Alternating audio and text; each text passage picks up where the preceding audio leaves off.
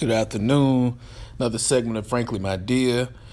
Today, doing a preview of the AFC South. Like I said, I'll be trying to release a video every day up until the kickoff next Thursday, Falcons Philly. But anyways, man, let's dive right into it. So AFC South, like I did with the other video, I'm going to start with the bottom, go up to the top. So, bringing in the caboose in the AFC South. Some people gonna say I'm crazy. Some people gonna say, man, you ain't really watched the Titans. But it's the Titans, all right? And y'all don't even know where I got their record as being. Like I said, I just looked at the schedule. And I just dissected each game, okay? So I got the Titans finishing last this year in the division. And the reason I got the Titans finishing last, man, is because Mariota was bad last year, all right? And not only was he bad, the guy gets hurt a lot, okay? So if you tell me I can get a consistent, healthy Mariota for the whole season, then, man, we good money, okay? But, you know, their offense, I will give them this much, is not really based on Mariota. It's based on that power running game. And, you know, they did get Dion Lewis, who also gets hurt a lot, okay? I do love Henry. I love Henry. I'm glad they got DeMarco up out of there. You know, I feel like, you know, it was holding Henry back. I feel like he can carry the load. But still, to me, I'm not a big fan of Malcolm Butler. I don't think he's as good as people think he is, you know. So to me, that secondary is still questionable. Outside of the safety, of course, you know, he was killing last year, Billard. It's just something about the Titans, man. And then, you know, they got a first-year coach, defensive-minded first-year coach. I'm going to be honest, it's like normally those guys do not have a lot of success in that first year, man, especially with quarterback. It's like Mariota. But like I said, I think hopefully they keep that same mindset that they had under the previous regime where they grounded and pounded. But I just can't see it, man. I got the Titans, man. Like I said, I looked at the schedule. It kind of hurt them making the playoffs last year, to be honest, because they had a slightly difficult schedule than their team really would dictate. I got Titans coming in last, man. I got them going 3-13 or 4-12. All right. So move up next. Go to the Colts.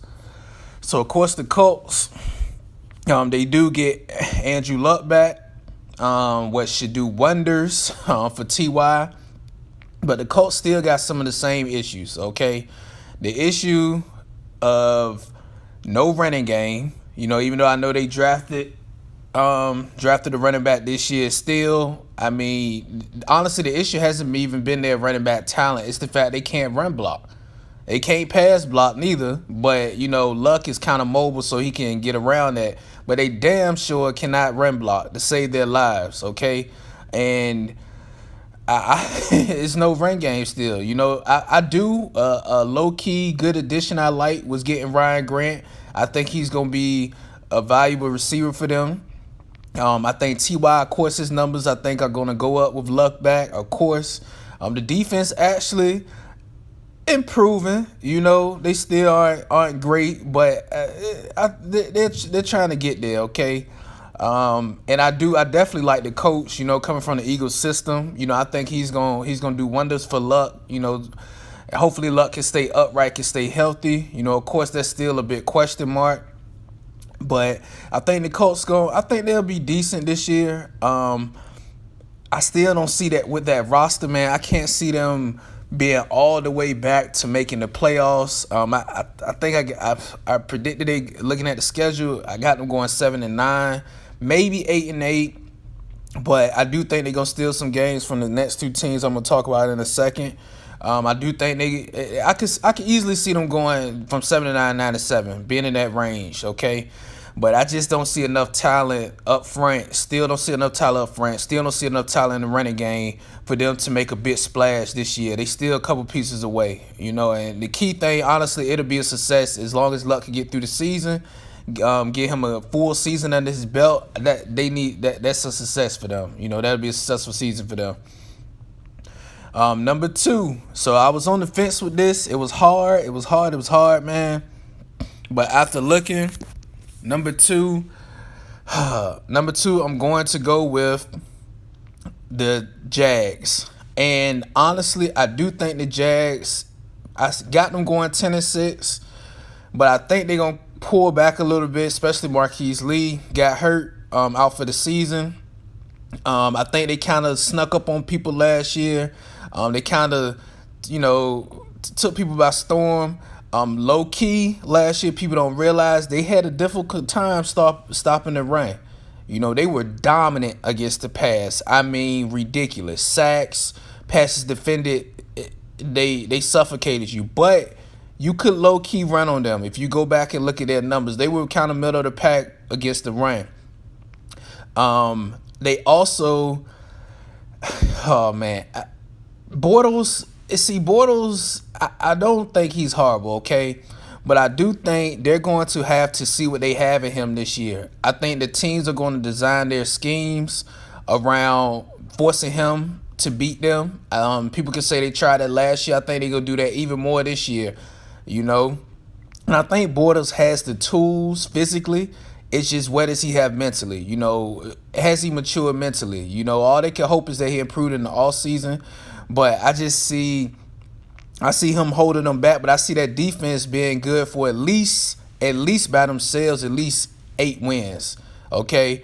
And I think that the offense can at least get them 2 wins. That's not asking for much, okay? Making a couple plays here and there. I think they are going to be able to get the Jazz, at least get the Jazz to 10-6.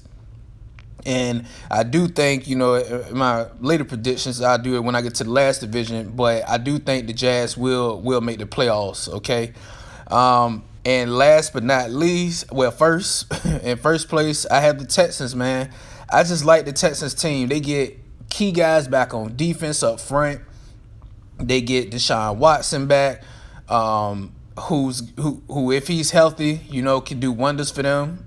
To me, that's always been their missing piece, not having a dynamic quarterback, and now they have that.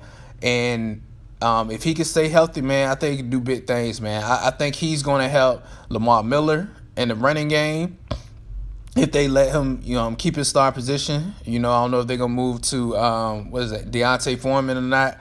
But I think as long as Watson can stay upright, man, that offensive line is still suspect. But I feel like his mobility kind of offsets some of that. And like I said, defensively, they are stacked. They getting 2 main guys back on defense. They got Honey Badger back there playing safety. The Texans are low key. I'm feeling good about the Texans this year, man. I think they gonna win the division. I think they gonna win the tiebreaker with the Jags and win the division. I still got the Texans going 10-6 though, because they do still, like I said, Watson is still young. You still don't know what you're gonna get out of him in his sophomore year, especially coming off those injuries. Even though nothing's led you to believe he can't bounce back, you just never know. But anyways, man, that's my storylines breakdown of the AFC South. Y'all let me know what you all think. Hit the subscribe button, like button, comment, have some debate in the comment section. Just tell me how you feel. Y'all have a productive day. 1.